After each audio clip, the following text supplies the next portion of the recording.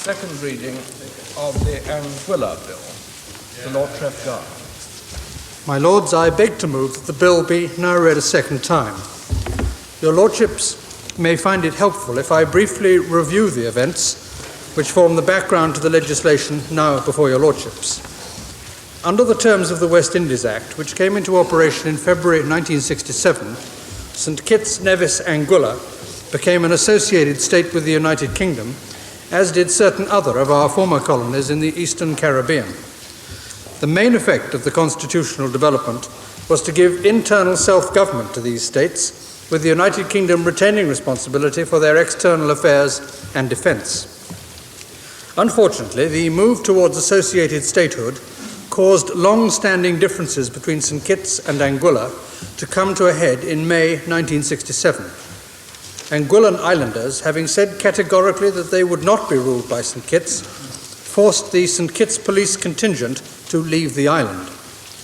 Repeated attempts in succeeding months by the United Kingdom government and by the governments of independent Commonwealth countries in the Caribbean failed to reconcile the differences between the islands. A visit to St Kitts and Anguilla at the end of 1967 by representatives of government and opposition parties in the House of Commons facilitated an interim arrangement under which a British official was installed in Anguilla in January 1968. Talks that year in London between all parties concerned failed to find any new solution, and the Anguillans reiterated their declaration of independence in January 1969 when it became necessary to withdraw the British official from the island. An attempt shortly afterwards by the then Parliamentary Under-Secretary at the Foreign and Commonwealth Office to obtain Anguillan agreement to the installation of a British commissioner who could administer the island ended, as your Lordships will undoubtedly recall, in the minister's abrupt departure and the subsequent landing of British troops and police on the island. Only against this background was it possible to install a commissioner. The Wooding Commission, set up jointly by Her Majesty's Government and the State Government to consider the problem, made strenuous efforts to find a solution. The recommendations in their report, providing inter alia for an elected council in Anguilla, holding certain legislative, executive and fiscal authority, and presented to Parliament in November 1970, Command 4510, were, however, rejected by the Anguillans. It became increasingly clear that the differences between the state government and the Anguillans were irreconcilable, and that a satisfactory basis had to be found to enable the British Commissioner effectively to administer the island. Her Majesty's Government were thus obliged to introduce legislation unilaterally in the form of the 1971 Anguilla Act. The then Minister of State for Foreign and Commonwealth Affairs said in introducing that legislation in another place that he hoped the House would recognise the need to bring to an end the events of the last 4 years and to provide the opportunity for a fresh start. He also said that the intention was to provide effective administration for a period of years to enable tempers to cool. Under the terms of the 1971 Anguilla Act, a new constitution was prepared for Anguilla, and the Anguilla Constitution Order came into operation on the 10th of February 1976. Although this overrode the constitution of the Associated States of St Kitts, Nevis, Anguilla, it did not annul it, and the formal integrity of the state was thus preserved. Throughout this period, the British government continued to try to persuade the St Kitts government to accept the reality of Anguilla's separate status and to find some constitutional method of separating the island, which the then Premier, Mr Bradshaw, would find acceptable. It was not possible to do so before Mr Bradshaw's death in May 1978. Meanwhile, the Anguillans continued to leave no doubt that they would not accept the authority of St Kitts either as an associated or independent state, but that they wished to preserve for their island the direct relationship with Britain. Mr Bradshaw's successors accepted the principle of formal separation of Anguilla. The previous British government gave an assurance to the Anguillans last year, which they accepted and which the present British government subsequently reaffirmed, that outstanding constitutional issues affecting Anguilla would be resolved by the end of 1979. This deadline appeared to have been met when, during constitutional discussion in London last December with the St Kitts government, the latter agreed to introduce the necessary separation motion in the St Kitts legislature early in 1980. This would have enabled the Order in Council to have been passed under Section 9(1)(b) of the West Indies Act 1967. However, the general election in St Kitts Nevis in February this year brought a different government to office. It is a coalition government, and the constituent parties conform with the traditional definition of the term coalition, and both retain their own principles. There is nothing wrong with that, but the coalition government have different priorities to their predecessors in office. Whilst they are in no way opposed to the separation of Anguilla from the associated state, they would prefer at this relatively early stage of their government, when they wish to give their attention to various other matters, that Her Majesty's government handle this matter themselves. Given our commitment to the Anguillans, we cannot put off the formal separation of the island until a convenient opportunity arrives for the St Kitts legislature to take the necessary action. That is why, my lords, I am obliged to take up your lordship's time with this bill today.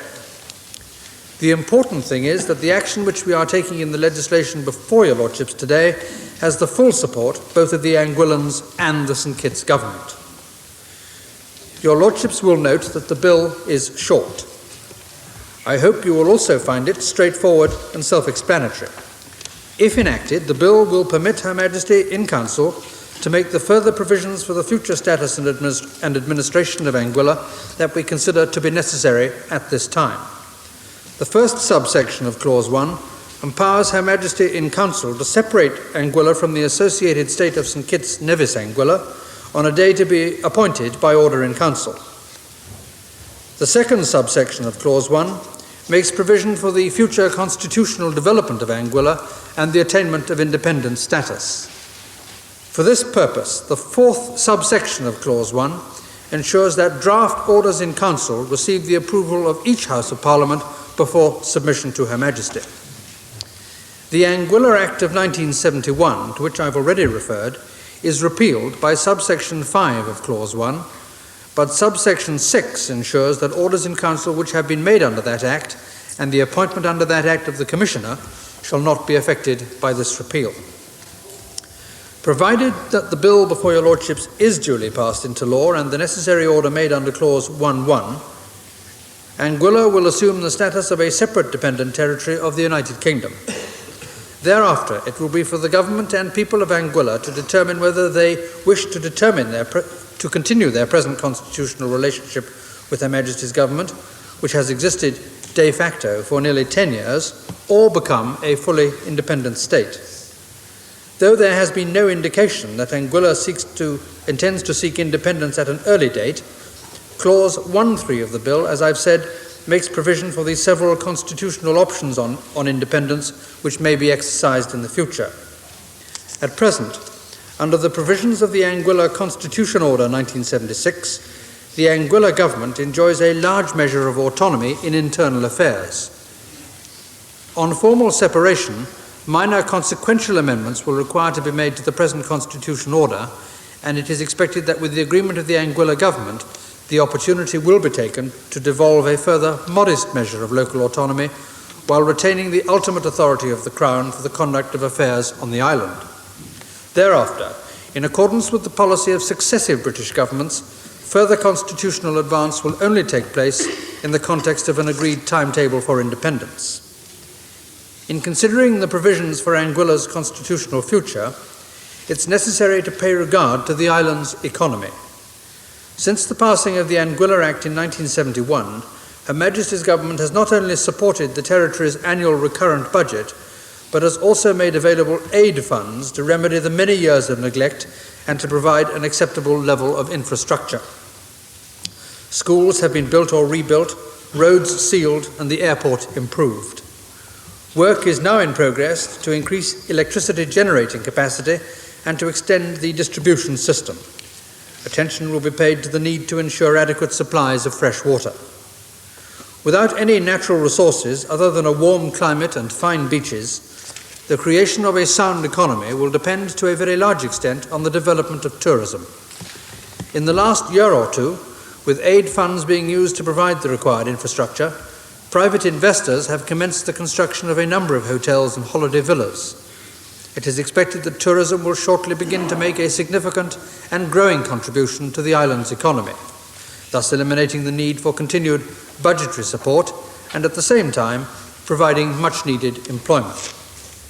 My Lords, Anguilla may be small, but perhaps for this reason it has many friends, not only in the Caribbean, but also, I know, in this country and in all parts of your Lordship's house.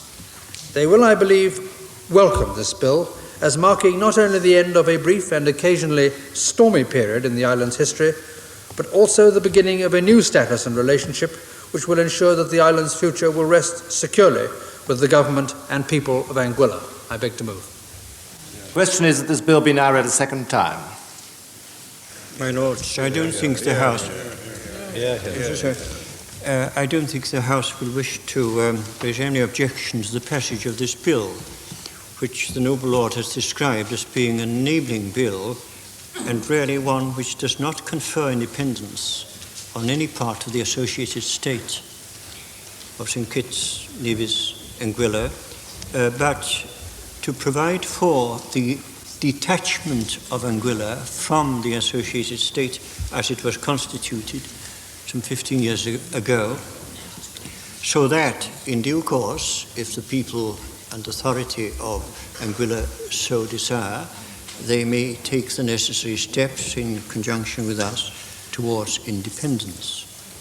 I think I am right in defining the bill as being one for the detachment in a dependent status of Anguilla from another dependent associated state. Even so, although this is comparatively an important step as compared with the conferment of independence, which raises would raise acute constitutional and indeed economic questions, nevertheless, it is heartening to realize that what flows from this bill, even in regard to the creation of a separate Anguilla, albeit in a dependent position, will be subject to the process of approval by both Houses of Parliament for orders in council laid by Her Majesty, on behalf of Her Majesty, before the two Houses. So in agreeing to the passage of this bill, therefore, this House and another place will not even be finally agreeing to the detachment of Anguilla in a dependent situation. That is not to say that this is what we ought to do when the order in council or the two orders in council come before us. Indeed, I personally think, and I hope the House and the other place will find it possible to agree at that time that this is what we ought to do. However, the noble Lord has quite rightly reminded us that in fragmenting further what was in any case a fragment of the Caribbean, an area where federation and association has proved very difficult and in most cases impossible to achieve. In fragmenting the associated state of the three countries further, we are prospectively creating mini-states in relation to membership of international organizations. It is true that many states can qualify for associate membership of, for instance, the United Nations and its relevant agencies. However, at this early stage, I think it is right that we should ponder carefully the implications even of the detachment of this small island from the existing associated state, because, as the bill makes clear, it is the precursor of full-fledged independence.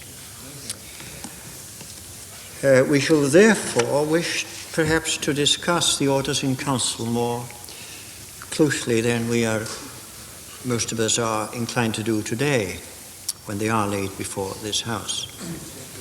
I will merely underline one or two things which the Minister has quite rightly himself put to the House. For instance, we must be careful that even an expansion of internal autonomy in Anguilla does not so overburden its own resources, in manpower and otherwise, that indeed it is unable to sustain in an orderly fashion, and I use the term orderly advisedly in view of fairly recent history. It may not be able to maintain internal self-rule of an expanded nature quite as easily as we would all hope it will. So very great care, I think, will have to be paid to whatever added powers which the Minister thought might be extended to Anguilla when we do move by order in Council to confer this detached status upon it. We shall need, I think, to be given details of how much and for how long we shall be giving in aid to Anguilla, even in a dependent capacity, always looking to the future when even this small island may very well become an independent republic, as the bill itself suggests. The second point I want to make is, what will be the impact of fragmentation, the detachment of Anguilla from St. Kitts Nevis, on indeed the remnant of the associated state, on St. Kitts Nevis? To that extent, resources of all kinds will be less, and the law of comparative costs will apply in a negative way to the new truncated associated states. What will be the impact on that state if and when it moves in the direction of independence? One envisages a movement in St. Kitts Nevis towards independence, especially if Anguilla moves in that direction. This is the nature of things in the Caribbean. The only other point I want to put is Section 1, subsection 2 of the bill seems to my untutored mind to be a little vague. Her Majesty may, by order in Council, make such provision as appears to her expedient for and in connection with the government of Anguilla. I take that to refer to the arrangements contained in the necessary orders in Council for the creation of a dependent state separated from the present associated state and in dependent relationship to the United Kingdom, that it does not refer to an intention by the United Kingdom to lay down the basis of government in Anguilla. It is not our intention, surely, to insist that the government of Anguilla, as it evolves, shall follow a pattern laid down by us. In these matters, we hope and expect that democratic forms are adopted and that they are maintained after a new status is attained.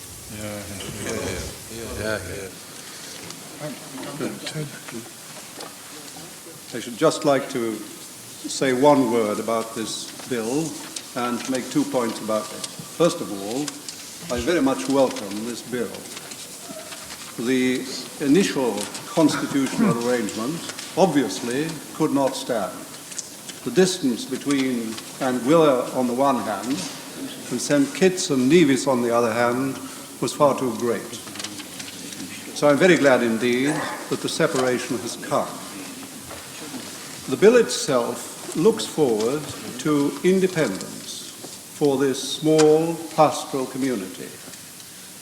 I believe this is not the right solution. The obvious solution on the ground, it may not be so obvious here in the Palace of Westminster, but on the ground, the obvious solution, my lords, is for some kind of a federation between Anguilla and the nearby French and Dutch colonies. They can be seen across a narrow strip of water from Anguilla. Now, Britain, Holland, and France are members of the European community. If the European community means anything, it's surely not beyond its wit and ingenuity to devise some kind of constitutional arrangement to bring those three colonies together.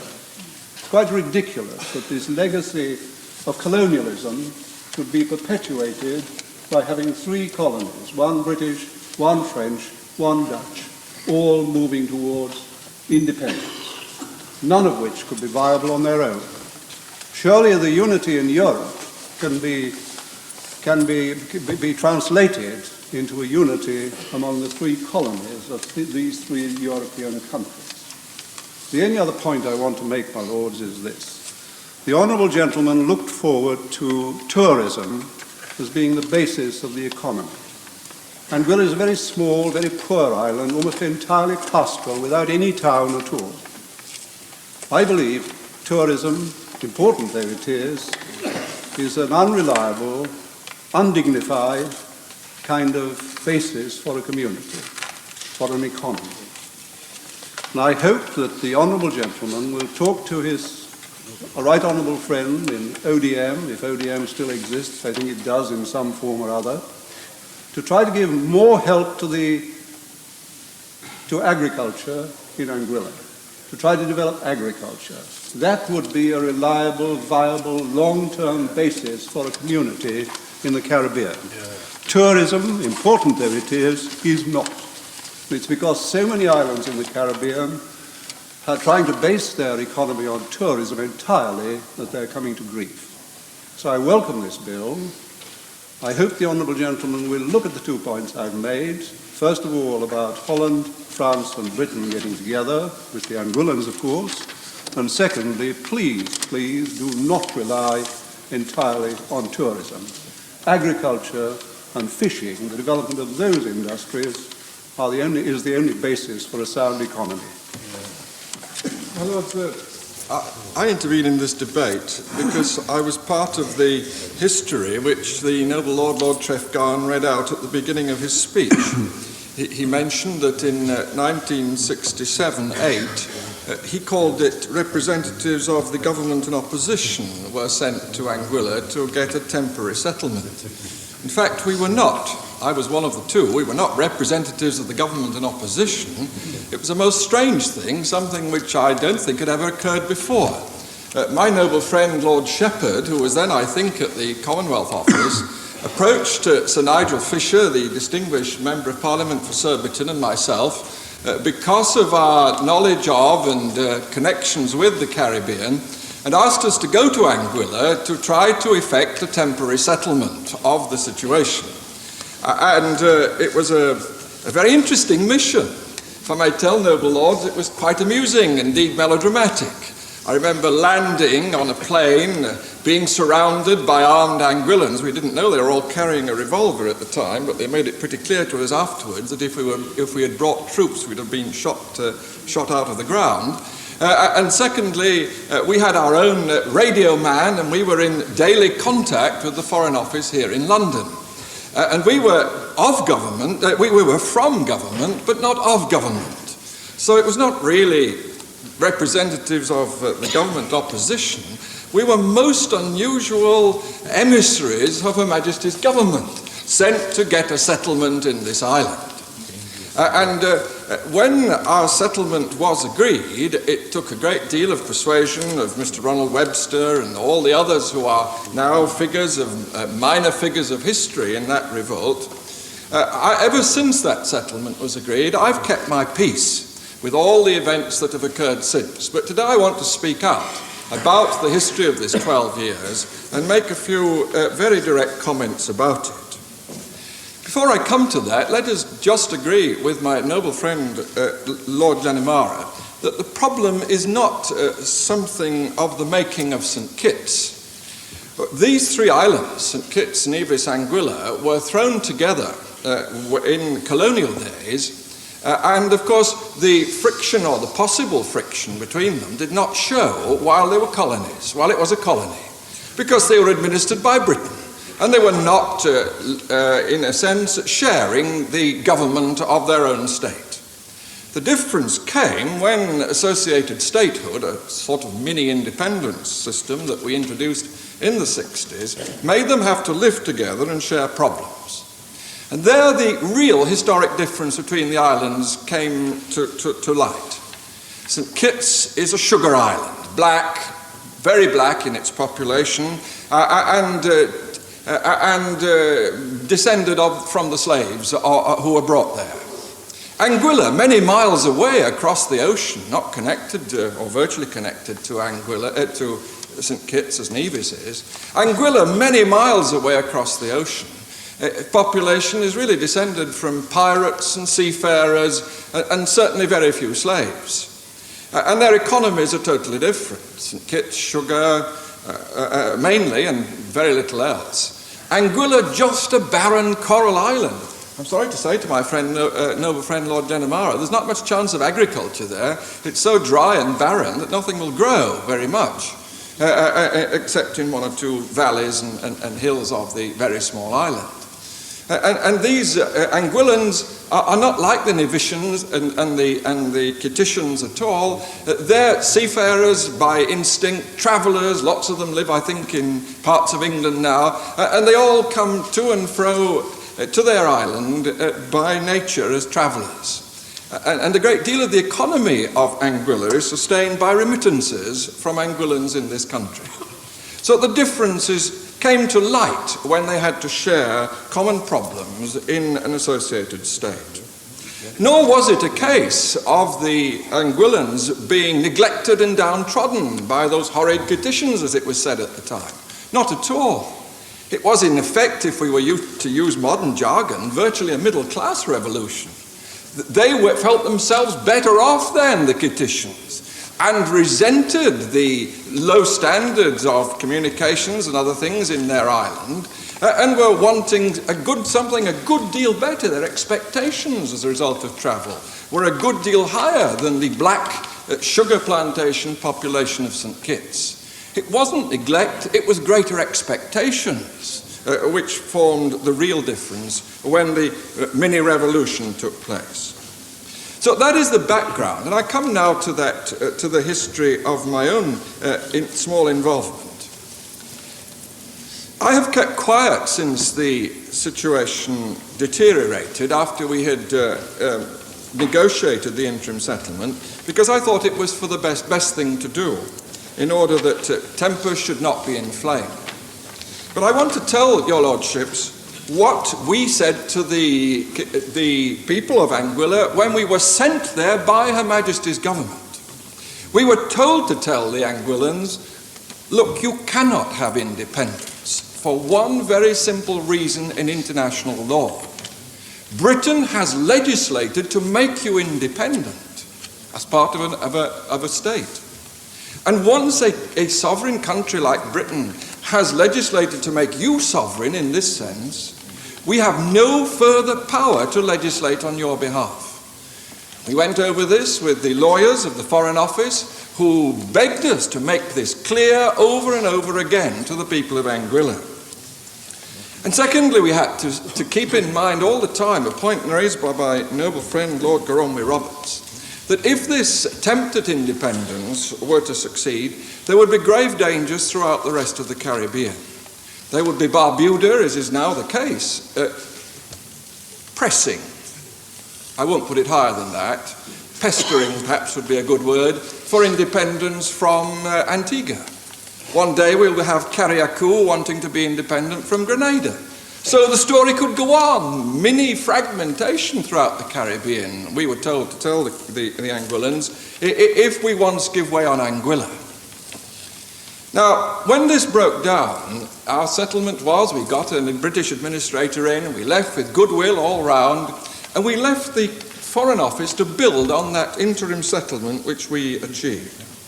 And I now want to say bluntly that I think the history of this last 12 years, it was first of all a history of failure by the Foreign Office, on the basis of the interim settlement which we achieved at that time, the Foreign Office could have achieved a permanent solution, keeping the three islands together in a loose federation. But during that year, after we had achieved the settlement, very little was done. The situation deteriorated, the initiatives we took were not followed, the Anguillans were not made to feel that the British government was caring about building on what we had achieved. And the Foreign Office began then, after a year of neglect of the problem and not really pursuing it properly, then actually turned tail on the very advice that we'd been given. In other words, it began to say, yes, perhaps we can after all legislate for Anguilla, even though our emissaries were told to tell them you can't do that sort of thing once Britain has given them independence. Well, this is a pretty sorry story in the end, because it means that in many ways the Foreign Office, I say this openly now, is to blame for the way the situation has finally developed in that area. It was a very hard cross for Mr. Bradshaw and Mr. Southwell, two of the distinguished leaders of St. Kitts, to bear, because they were not to blame in this whole matter. They had been given a country, as one could call it, a state anyway. It had been given a country which in this sense was not really unified.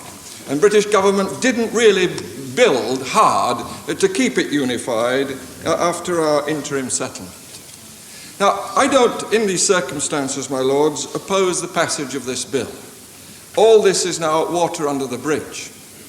But at least we ought now to recognise the dangers we are in this part of the world as a result of that history. Further, first of all, there might now be further fragmentation or demands for fragmentation as a result of giving way finally to Anguilla in this bill. We have no alternative, I agree, but I want to point out that danger. The second thing is that I don't think we should be talking too loudly about further independence. Because, and I want to ask the noble lord this when he replies, have we made it absolutely clear to the people of Nevis, another part of the state, who have been agitating for secession from St. Kitts from time to time, have we made it absolutely clear to the people of Nevis that this cannot be a precedent and that they must not now start asking for independence from St. Kitts? This would be a ridiculous thing anyway, because the two islands are almost joined. There's a very short patch of sea between them. But they are asking, I agree. I want to come to that. I'm glad my noble friend Lord Pitt, who knows this area better than I do, has intervened at this point. They are asking, but not under the present government. That is the point. The present government in St. Kitts is a coalition of the people, of the politicians elected from Nevis and the previous opposition in the main island of St. Kitts. But what happens, and this is the danger, if, as is now on the cards, according to the news coming from St. Kitts, that it won't be long before the Labour Party is again returned to power in St. Kitts. Will the people of Nevis then again start agitating for independence, and will Her Majesty's government stand firm and say that there is no chance of Anguilla being a precedent? The third danger is this, that with Sir Nigel Fisher, who accompanied me on this mission all those years ago, well, I was very concerned, and am still concerned, that an independent mini-state of this kind can be penetrated by very undesirable forces. That there were at that time dangers of international gambling syndicates moving in and all kinds of things which we had to try to head off and warn the people of Anguilla about. Now that could occur because a very small island, not knowing its way in the world, and very short of money, Anguilla, apart from living on remittances, lived for a large time on selling postage stamps with its own stamp on it and false dollars and all sorts of things. An island as short of money as that may turn to undesirable kinds of people who promise big investment in very undesirable activity. And very often those kind of people don't only bring their undesirable commerce, or whatever you like to call it, but they bring arms and guns as well. And it becomes an unruly situation which can be fraught with danger for that whole area of the Caribbean. So, my lords, after that history, and after the years that have passed of gradual drift towards final secession, very unhappily, in my view, as a result of lack of real strength of action in the Foreign Office, I cannot oppose this bill. But at least I can say that those dangers still face us. They may well lead to calls for further fragmentation. We may well be faced with trouble from Nevis if the change of government in St Kitts, and I hope we're going to resist it. And if we talk too soon about independence as a whole, we may well be on the way to letting in these undesirable elements which would cause a great deal of trouble and unrest in that part of the Caribbean. So, my lords, I hope we will realise what we're doing in passing this bill today, at least in giving it a second reading, and that we will beware as the years go by of neglecting this problem and letting the troubles mount. Actually, one word. Looking back on the days that have now been discussed, I happen to be the chairman of the conference that negotiated associated status for most of the Caribbean, including St Kitts, Nevis, Anguilla. There had been a great deal of discussion by the officials of the Colonial Office long before the conference took place. And to the best of my recollection, there was never one word of dissent from the representatives of Anguilla to going into the three-nation setup. We were utterly amazed when Mr. Bradshaw, Mr. Southwell came back afterwards and said that the trouble had begun in Anguilla. There was no suggestion. Indeed, if I recollect, the only thing they were asking for was an airstrip at the time in order to bring themselves more tourism and so on. And therefore, I think it necessary to point out that it was no fault whatever of the government or the departments in Britain that this affair arose. Indeed, looking back on the whole of the period when we were granting associated status throughout the Caribbean, this was the only occasion when it went wrong. We did the same thing with the whole of the Windwards, apart from the fact that there was some silly stuff in St Vincent for a few months. There was never any problem with going ahead to associated status. And indeed, as I recollect, in the legislation itself, we tried to do what we could to make quite sure that the road was well open for independence. This was what we were striving to achieve. Now, I agree very much with what my noble friend has just said of the dangers of more splintering going on. The Caribbean is, of course, difficult in that respect. We hoped, and I'm sure my noble friend Lord Pitt would agree, we were hoping that federation itself, when it first began, was going to be the answer to all these problems. And it was an immense disappointment that federation did not succeed. I still hope that one fine day it will come again. But I do hope, along with my noble friend Lord Northfield, that we will make it quite clear that any further splintering of this type is really unthinkable. There is no references, as I see it in the bill, to the economics of all this. We all know, don't we, that there are very many of the smaller ex-colonies, I'm thinking of some in the Pacific as well, which can never really be economically independent. We had arguments about the Gilbert and Ellice Islands and Ocean Island a bit ago. And what we are, of course, undertaking is that we will still, in large measure, be economically responsible for the future of a number of these islands. I don't know whether, when we come to discuss it again, we can be told what will be our position financially in respect of Anguilla in the days to come. But I do hope, that we will not assume that because sort of fait accompli we're faced with here, that we would want to be faced with any more of this kind of thing. Noble friend said what he thought was the cause of it.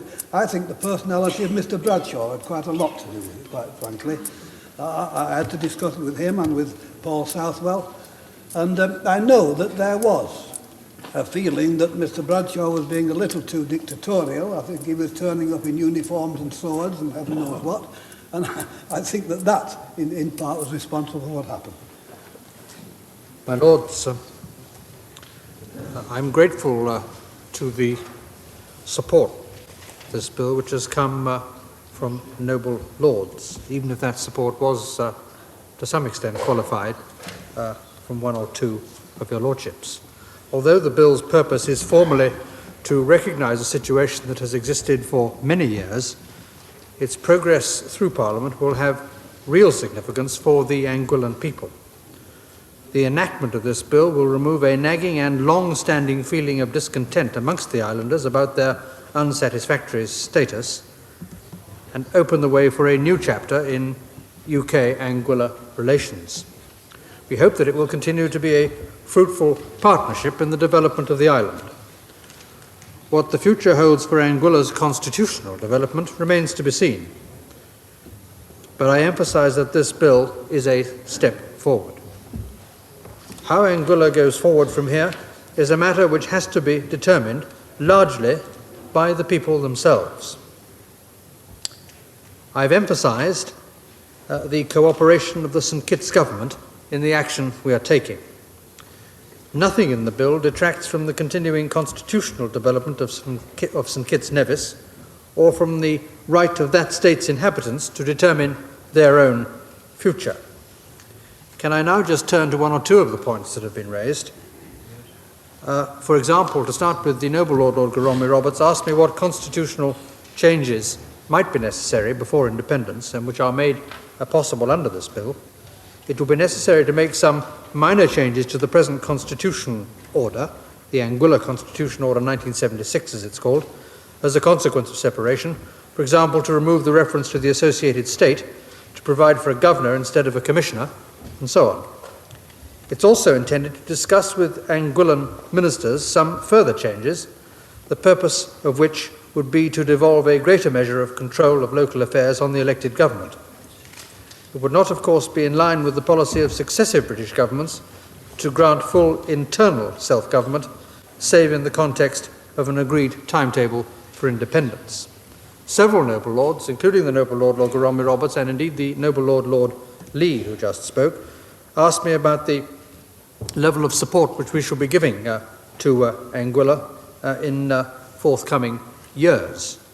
In the coming financial year, it's expected that Anguilla will receive some £200,000 in budgetary aid, £601,000 in capital aid, and £222,000 in technical cooperation assistance. This is a generous allocation per capita, about £154. Though the need for budgetary aid may well fall away in the next year or two when the tourist trade develops, it's hoped that it will be possible to continue capital aid and technical assistance at or about the present level while the need for it exists. The noble Lord... But perhaps he could enlighten us. What is the total population of Anguilla? The amount of aid that is now about to be contributed adds up to something like £1 million. I'm not against that. I was wondering if the capital aid projects are related to British products and British production, or whether it is free given aid unrelated to its source of supply. So the population of Anguilla, I think, is something in the region of 6,500. As for the question of whether or not our aid is tied, I can tell the noble lord that almost every aid allocation that we make these days is indeed tied to British purchases. My lords, the noble Lord Lee, and I think one other noble lord, also referred to the possibility of a future association in that part of the world, now that this particular association of the associated states is to be broken. Initially, this would of course be a matter for consideration by the government and people of Anguilla themselves. If they considered that their future lay in this direction, that would be welcomed by Her Majesty's government. It should also be noted that on separation, Anguilla will become eligible for membership of a number of regional organizations, for example, the Caribbean Development Bank, the Eastern Caribbean Currency Authority, etc. The noble Lord Northfield also referred, I think, to the question of St Kitts Nevis, now that the associated state is to be altered in this way. As my honourable friend, the Minister of State, announced in another place on the 24th of April, and is indeed, as I have mentioned in this debate, the new government which took office after the general election in St Kitts Nevis last February are not able at this time to facilitate Anguillan separation in the state's legislature, as had been agreed in talks in London last December with the previous government. At those talks, a timetable for independence for St Kitts Nevis this year was also worked out. The present St Kitts government are concentrating their efforts on economic development and other matters, and have not yet indicated what priority they attach to the attainment of independence. My Lords, in bringing this bill before your Lordships, I would also wish to advise your Lordships that our commitment to Anguillan ministers implies that the bill is needed for royal assent very quickly, that is to say, by the time Parliament rises for the Christmas recess. I hope, therefore, that your Lordships will agree to conduct the committee stage and the remaining stages with all possible dispatch, and in anticipating your Lordships' cooperation in this matter, I shall be putting a motion on the order paper today relating to the remaining stages of this bill, which are, I understand, to be taken, if your Lordships agree, on Monday, the 8th of December. He hasn't dealt with a most important point which both my noble friend Lord Lee and I raised, and to some extent my noble friend Lord Pitt raised in an interjection, namely whether it has been made absolutely clear that the precedent of independence for Anguilla will not be allowed to influence the position with respect to Nevis, where there has been, and still is, a continuous pressure to separate itself from St Kitts. I hope very much that he will, as I believe the previous government did, make it absolutely clear to the people of Nevis that this would be an absolute nonsense, that they cannot count on our support for it, and that they must not use the Anguillan example as a precedent. My Lords, I think that the word precedent is the wrong word in this context, if I may say so.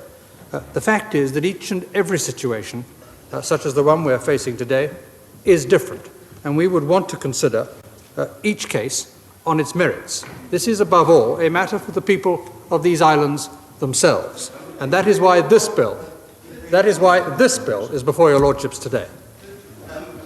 One sec. Will he confirm or deny that when the conference between the government of St Kitts, Nevis, Anguilla, because that's what the state still is, and British government was held, there was an agreement that after independence, in fact 3 months after independence, that there should be a referendum in Nevis as to whether they should have separation from St Kitts?